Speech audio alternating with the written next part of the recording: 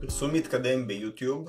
אנחנו למעשה דיברנו עד עכשיו על המערכת של גוגל אדס. זה אומר איך נכון לבנות קמפיין של חיפוש, איך נכון לבנות ולטרגט קמפיינים של דיספליי וגם דיסקאברי. מה שעכשיו אנחנו הולכים לראות זה סוג של קמפיין שהוא בעצם מיוחד יותר, כי הוא משלב כמה דברים שכבר למדנו ומתבססים עליהם ברוב, אבל עוד כמה דברים קטנים שייחודיים אך ורק לקמפיינים של וידאו. אנחנו הולכים לדבר על קמפיין של וידאו.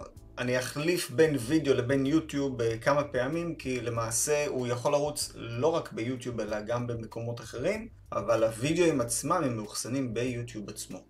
אנחנו כבר יודעים שיוטיוב הוא מנוע החיפוש השני בגודלו בעולם, ולכן כמות תנועת הגולשים שם היא אדירה. הקהל שמגיע ליוטיוב מתחלק לשניים בעיקר: קהל שמחפש מידע כגון סרטוני הדרכה, או קהל שמחפש בילוי כגון סרטוני מוזיקה או סטנדאפ.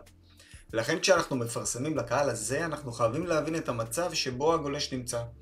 פחות סביר שגולש תוך כדי העברת זמן ביוטיוב יעזוב את מה שהוא הולך ואת מה שהוא רואה וילך לבצע רכישה בחנות שלנו לדוגמה. בדרך כלל אחרי פרסום ביוטיוב אנחנו נראה עלייה אורגנית בכניסה לאתר שלנו. בדיוק מהסיבה הזאת שהגולש לא עוזב את יוטיוב, אלא בדרך כלל או שיפתח טאב חדש, או שאחרי זה הוא יקליד את שם האתר או העסק שלנו בגוגל חיפוש עצמו. הנקודות העיקריות שאנחנו צריכים לשים אליהן לב: סרטוני יוטיוב יכולים להופיע במיקומים שונים. ביוטיוב, באתרי שותפים, באפליקציות ובטלוויזיות חכמות. בכל אחד מהם יש פוטנציאל חשיפה שונה, איכות שונה של קהל וכמובן של האתר. לכן ככל שהתקציב שלנו הדוק יותר, נצטרך למקד טוב יותר את הפרסום.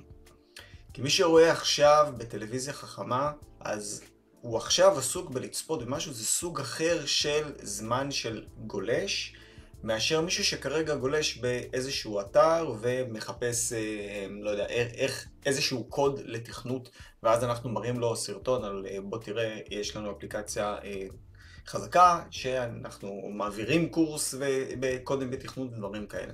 מי שעכשיו רואה טלוויזיה, אז זה מאוד יכול להיות אם הפרסומת שלנו טובה וזכירה כדי להישאר בראש של אותו גולש, ואחרי זה לחזור אליו או שהוא יחזור אלינו כשיראה מודעות אחרות.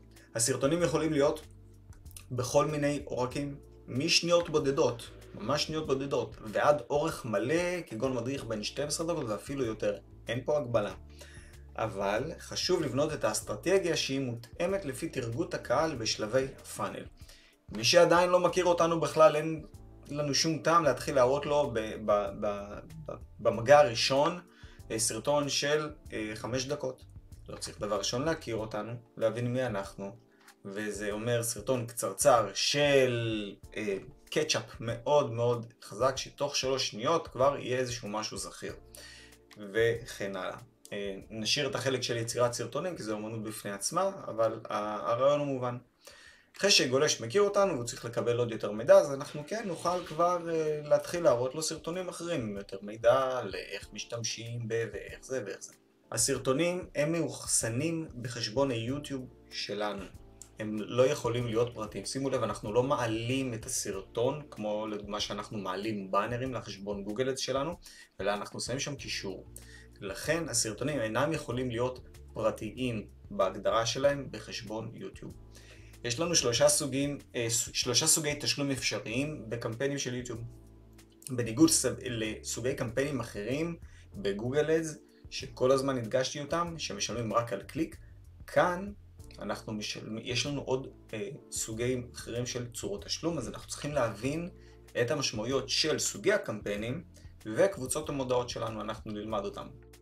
קמפיינים של יוטיוב מצריכים למידה ארוכה ומעמיקה מהבחינה שלנו, של מי שמתפעל את המערכת. בגלל שהם שונים מסוגי קמפיינים אחרים, ויש בהם הרבה אפשרויות של כל מיני דברים קטנים וטוויקים שאנחנו יכולים לעשות, בעיקר בהקשר של איך להכניס את המודעות ואיך לטרגט אותם. מכיוון שיש כמות גדולה של אפשרויות מבחינת סוגי קמפיינים, סוגי מודעות, תשלום, סוגי מיקומים וסוגי תרגותים, זה דורש להבין בדיוק איך משלמים בכל אחד מהסוגים האלה, ולאילו תוצאות לצפות כשמריצים אותם. חשוב לשים לב לאילו תוצאות לצפות כשמריצים אותם. מזה נגזר לדעת לבצע אופטימיזציה בקמפיינים לפי המטרות שלנו, ולדעת ליצור סרטונים שמתאימים לכך. יש אפשרות ליצור סרטונים חצי אוטומטיים בתוך מערכת גוגל אדס על ידי הסטודיו. גוגל אדס מספקים לנו סטודיו שדרכו אנחנו יכולים ממש לבנות סרטונים קצרים לפי תבניות טמפלטים. אנחנו מעלים תמונות, שמים קצת טקסטים, יש איזושהי מוזיקה ובום, פתאום יש לנו איזשהו סרטון. כמובן לא מדובר באיזשהו סטודיו של הפקה, אבל מי שמחפש משהו זמין, זה בהחלט יכול לעבוד. נקודה נוספת סופר חשובה, סרטוני פרסומת הם חייבים להיות חדים, הישר משלוש השניות הראשונות. למעשה זה לא באמת כל כך משנה באיזה שלב אנחנו נמצאים של הפאנל, ואנחנו לוקחים את זה כמובן מכל מה שלמדנו לגבי פלטפורמות של סושיאל, פייסבוק ואינסטגרם וטיק טוק, שבהם אם אנחנו לא תופסים את הגולש בשנייה עד השלוש הראשונות, זהו, נגמר הזמן. עכשיו, צריך לדעת איך לעשות את השלוש שניות האלה. אם הסרטון שלכם מתחיל תנו לי 60 שניות להסביר לכם למה לא, בזבזתם כבר את שלוש השניות הראשונות שלכם על כלום. הסרטון הזה לא מספיק טוב. אפשר לנסח את הדברים בצורה הרבה יותר חדה, לתפוס את מי שצופה בסרטון.